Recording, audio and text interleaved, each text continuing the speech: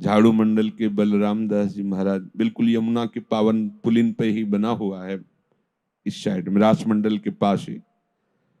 वैसे वृक्ष के नीचे बैठे हुए थे तो माताएं बहनें यमुना अवगाहन कर तो वस्त्र आदि, ये नियम है कि यदि आप यमुना के तट पर बैठे हैं तो दृष्टि संभालिए, क्योंकि स्नान के बाद वस्त्र आदि शरीर में, तो अगर हमारी अचानक दृष्टि जाती है तो प्रणाम मुद्रा होकर दोबारा उधर दृष्टि न जाए।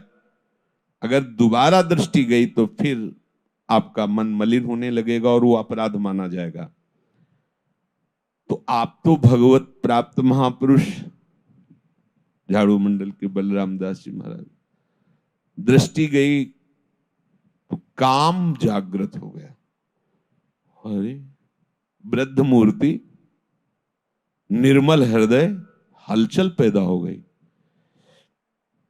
सब शिष्यों को बुलाया और कहा अब हम प्राण त्यागने की हमारी इच्छा हो गई। ये सब क्या हो रहा है? सब लोग घबरा गए, बोले नहीं नहीं, अब हम अपने शरीर में प्राण नहीं रख सकते। तो महाराज जी कारण तो बता दीजिए, क्या प्रभु का संकेत है या कोई? बोले नहीं, अपराध बन गया। क्या? कोई माई स्नान कर रही थी, उसके शरीर को देखकर हमारे मन में मलिनता आ गई। समझ गए? वहां महाराज जी पहले वृंदावन की परिक्रमा लगाते हैं नाम कीर्तन करते हुए, फिर बाद में आप जैसा आदेश करेंगे जैसा। हाँ हाँ, ये भी ठीक है। मृदंग ढोल के साथ भगवान नाम का उच्च स्वर से गान करते हुए परिक्रमा, एकदम जैसे नशा उतर गया हो, एकदम शांत, एकदम प्रसन्नता, एकदम बड़ी महिमा है धाम प्रदक्षिणा की। भक्ति के 64 अंगों में प्रदक्षिणा भी एक अंग है। तो उनका अरे ये कैसे हमारे अंदर वृत्ति आ गई थी, कितनी निकृष्ट! पहले तो काम और फिर शरीर छोड़ने की बात। कल का प्रसाद कहाँ का था? उसे प्राय भिक्षान आता था। तो कहा कि गोविंद देव जी उस समय विराजमान थे, शायद गोविंद देव जी का, अब तो शायद गोविंद देव जी जयपुर में विराजमान है, वृंदावन के ही ठाकुर हैं। तो उनका प्रसाद है, जाओ जाओ पता लगाओ कल किसका भोग लगा था। तो वहां जाके पता लगाया कल किसकी तरफ से गोविंद देव जी भोग आरोगे। उनका कलकत्ता की एक वैश्या ने भोग लगाया था। बहुत गुस्सा लगी बलराम दास, ठाकुर जी के सामने गए और ठाकुर जी से कहा कि आपका प्रसाद न पावे तो अपराध लगता है, प्रसाद पावे तो हमारा चिंतन बिगड़ गया। बोले हम क्या करें इसमें? ठाकुर जी से जब कहा जाता है कि गोविंद देव जी का प्रसाद है या अमुक ठाकुर जी का प्रसाद है तो हमें पाना ही है, क्योंकि हमारे आराध्य देव है, और ना पावे तो अपराध लगता है, और पावे तो देखो कैसी बुद्धि कर दी। क्या है ये? तो जो सिद्ध पुरुष होते हैं भगवान उनसे बात करते हैं। सिद्ध पुरुष का मतलब होता है प्रभु के सिवा जिनके हृदय में कहीं कोई राग नहीं है, तो उनका प्रभु से इतना अपनापन होता है जैसे छोटे बच्चे का माँ से होता है। वो लड़ भी सकते हैं, वो बात भी कर सकते हैं, वो रूठ भी सकते हैं। तो माँ जैसे बच्चे को मनाती ऐसे प्रभु मनाते हैं। तो प्रभु ने कहा कि प्रसाद का मान रखने के लिए किनका ले लो और माधुकरी मांग के पाओ। हमने कब आदेश किया कि आप पूरा का पूरा सब?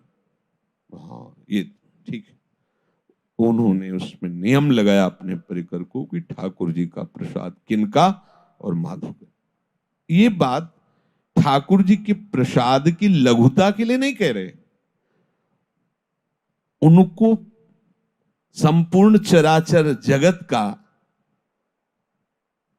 यदि भाव देखो, वही आधार है, वही व्यवहार है, और वही सम है, और वही विषम है। पूरे चराचर जगत का वो, तो उनमें कोई फर्क पड़ने वाला है क्या?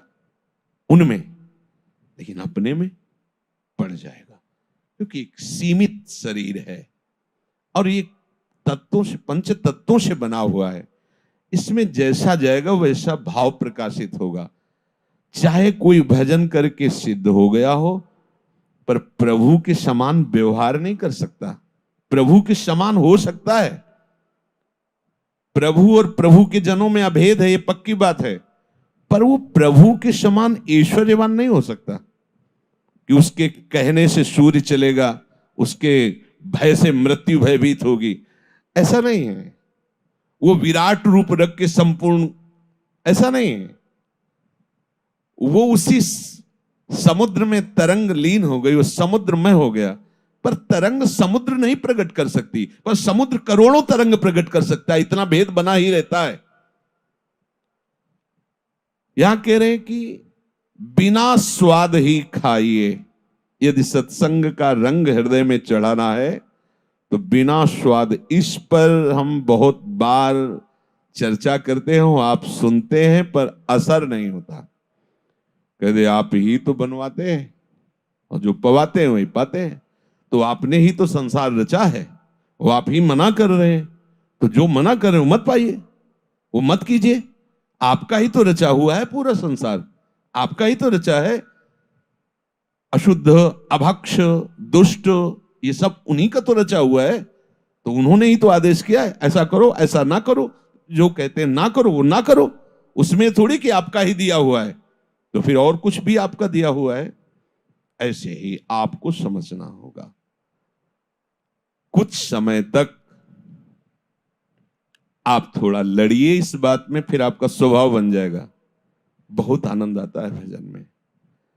ये भोजन चौपट कर देता है भजन को, और ये भोजन ही भजन में तन्मय कर देता है। दोनों बात समझ लीजिए। पूज्यपाद श्री उड़िया बाबा जी महाराज ने कहा है कि रसमय भोजन तो नीरस भजन, और नीरस भोजन तो रसमय भजन। अब देख लीजिए, एक तरफ गुलाब जामुन, खीर और चकाचक, और एक तरफ राधा नाम सुधा रसम। जिभ्या किधर ललचाएगी? गुलाब जामुन की तरफ। राधा नाम सुधा रसम का इसीलिए स्वाद नहीं मिल रहा। बिना स्वाद ही खाइए, पक्की बात है। अब इसको इस तरह में मत लीजिए कि वो निषेध करते हैं, उसका नकारात्मक भाव मत निकालना। वो तो निषेध करते हैं कि श्री जी को बस रूखी सूखी रोटी लगा। ऐसे कैसे हो सकता है हमारी श्री जी रूखी सूखी रोटी पाएंगे? ऐसा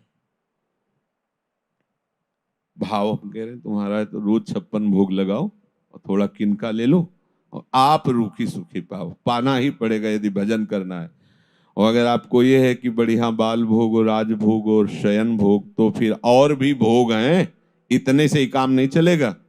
और भोगों में उतरे तो फिर और भी भोग हैं जो नहीं चाहते, वो भी भोगने पड़ेंगे। आप समझ लो, अगर इस चक्र से मुक्त होना है, भोग और रोग से, भव रोग से और इस भोगों में सुख बुद्धि से, तो सबसे पहले वाणी और रसेंद्री दो का सुधार कर लीजिए, सब सुधार हो जाएगा।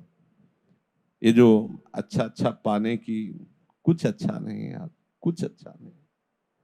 यहाँ घाटी के नीचे सब माटी है, बस वो कुछ सेकंड का ऐसा है। संभालिए इसको। देखो आज से भोजन में सुधार कीजिए। पर अगर हमारी बात पर आप श्रद्धा नहीं करेंगे तो अरे ठाकुर जी का प्रसाद, श्री जी का प्रसाद, मीरा जी तो जहर पी गई थी, ये तो खीर पूड़ी है। समझो, ये तो खीर पूड़ी है, ये तो गुलाब जामुन, और आप रोक रहे हो। मीरा जी ने जहर पी लिया था, वो जानता है अंतर्यामी। फिर किसी दिन ऐसा प्रसाद आएगा, बासी है क्या, खट्टा लग रहा है, यमुना जी को पवा दो, पधरा दो। हम सुना है ना, जय हो जय हो यमुना जी। वो देख रहे हैं ना, मीरा जी ने जहर पिया था, तुम 2 दिन का बासी प्रसाद, नहीं प्रसाद में कोई बासी होता है? ये चतुरता मत करना। नहीं अति नागरी वृषभानु किशोर रूप राशि अति चतुर, फंस जाओगे। बिल्कुल सीधे भाव में रहो। बिना स्वाद ही खाइए, किस लिए? बोले राम भजन के हेत, प्रभु का भजन करने के लिए। चरण दास कहे सूरमा, वही योद्धा है भगवत मार्ग का, जो इसको सुधार ले। जैसे कुछ ऐसे विरक्त जन हैं जिनके पास भोजन की अव्यवस्था है, कभी कभी जैसे कहीं भंडारा हो रहा है, उनको ऐसा पाना पड़े, तो हमने बड़े बड़े महापुरुषों से इस विषय में चर्चा जब की, तो उनका पहली पंगत हो जाने के बाद दूसरी पंगत में बैठना नहीं है, वहां जाके याचना करनी है कि अगर आप दे सकते हैं तो सब्जी दे दीजिए, 4 पूड़ी दीजिए, आगे जो मीठा दक्षिणा और ये सब नहीं, कुछ नहीं बिगड़ेगा, कुछ नहीं बिगड़ेगा। वहां से हटिए, यमुना के पावन पुलिन पर बैठकर पा लीजिए, भजन में कोई विघ्न नहीं पड़ेगा। पर अगर बैठ करके और ऐसे, तो फिर आप खुद अनुभव कर लीजिए, अपने खूब अनुभव किए हैं क्योंकि विचरण किए, उसको आप देख लीजिए। पूज्यपाद उड़िया बाबा की उसमें सुनाया भी है कि एक बार पूरी मंडली बाबा की जा रही थी, तो गांव में एक धनी मानी आके प्रणाम किया और कहा आज रुक जाइए प्रसाद। तो कहा हम गांव के अंदर तो रुकेंगे नहीं, बाहर वृक्षावली थी वहां रुक गए। बाबा उड़िया बाबा और परिकर बहुत सुंदर सुंदर प्रसाद पवाया सबको। सुबह हुआ तो सब एक दूसरे के मुख की तरफ देख के कह रहे थे आज तो हमें नियम भ्रष्ट हो गया हमारा। दूसरे ने कहा हमारा भी, सबने बताया। और बाबा तो परमहंस ब्रह्म स्वरूप, वो तो जरा से पद्मासन में बैठे, इतनी सामर्थ्य। तो बाबा ने बुलवाया उस व्यक्ति को और कहा साहब जितने साधु जन हैं सबके नियम भंग हो गए, क्या बात है, सही बताओ, कोई अपराध नहीं लगेगा। तो उनका हमारे पुत्र नहीं होता, हम पुत्र की भावना से पति पत्नी ने मिलकर के स्वयं बनाया और अच्छे अच्छे पदार्थ, सबका ब्रह्मचर्य नष्ट हुआ, सबका स्वप्न दोष हुआ। देखो अन्न का प्रभाव, भोजन का प्रभाव, इसीलिए विरक्त को भिक्षान्न, किसी एक का अन्न नहीं, बस उसमें जो ये देखना है कि जिस दिन बहुत रुचिकारी भोजन हो, जो बहुत अच्छा लगता हो, उसको थोड़ा ले लीजिए, बकाया मत लीजिए। है हिम्मत कि आज तो जुवति तेरो बदन आनंद भरे, एक तरफ ये है और आज तो ये है। अब उधर से ये हम सत्संग का असर कैसे हमारे ऊपर हो उसकी बात कर रहे हैं।